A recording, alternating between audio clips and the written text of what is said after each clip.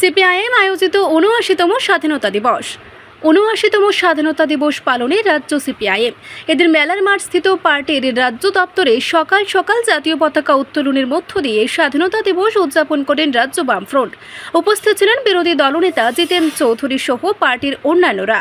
পতাকা উত্তোলন করেন বিরোধী দলনেতা তথা পার্টির পলিট ব্যুরো সদস্য জিতেন্দ্র চৌধুরী।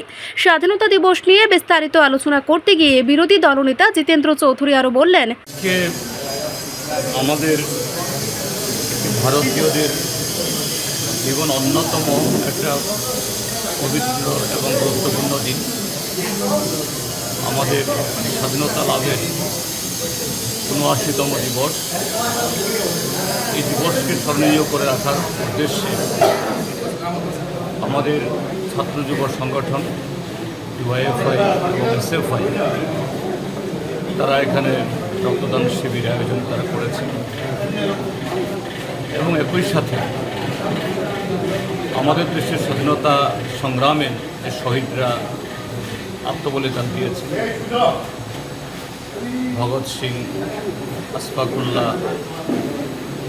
এবং বিনয় বাদল দীনেশ, তার সাথে এই রাজ্যেও আমাদের যারা যুব শহীদ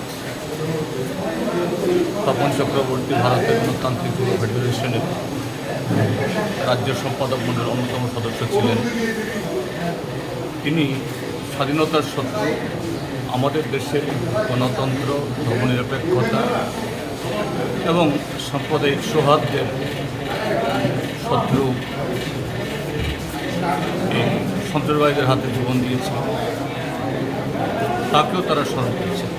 আমি তাদের উদ্যোগকে ভূয়সী প্রশংসা করছি, কেননা আমাদের দেশের স্বাধীনতা প্রায় ৮ দশক হলেও স্বাধীনতার যে আমাদের স্বপ্ন, আমাদের পূর্বপুরুষদের, সেই স্বপ্ন এখনও বাস্তবায়িত হয়। আমাদের আরও বহুদূর হাঁটতে হবে।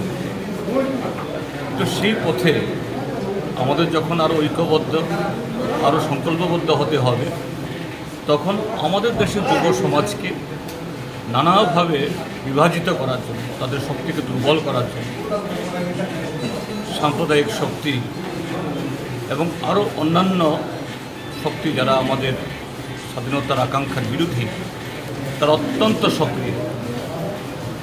কাজেই তাদের বিরুদ্ধে যুব সমাজকে শুধু ঐক্যবদ্ধ হওয়ার স্লোগানে না, মতাদর্শগতভাবে এবং সুশৃঙ্খল সাংগঠনিক বন্ধনে ঐক্যবদ্ধ হতে হবে এবং সেটা অর্জন করতে গেলে পরে এই জাতীয় রক্তদান হয়তো বা খুবই একটা ছোট্ট, কিন্তু অন্যদিক থেকে অত্যন্ত মহৎ।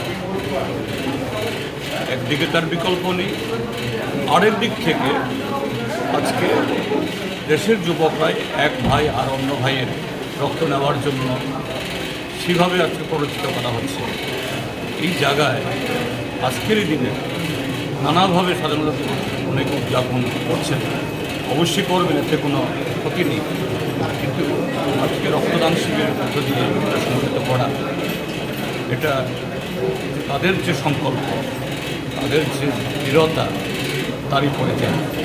আজকে যারা এই শিবিরে রক্তদান করছেন, আমি তাদের সকলেরই দীর্ঘায়ু এবং সুস্বাস্থ্য কামনা করছি এবং আমাদের রাজ্যের যুব আন্দোলনে তাদের স্পিরিট, তাদের এই আকাঙ্ক্ষা, তাদের এই প্রত্যয় আগামী দিন দুর্বার গতিতে সাম্প্রদায়িক শক্তি এবং বিভাজনের শক্তিকে মোকাবেলা করার দিক থেকে তারা শক্তি অর্জন করে, এই দৃঢ় আশা প্রকাশ করছি।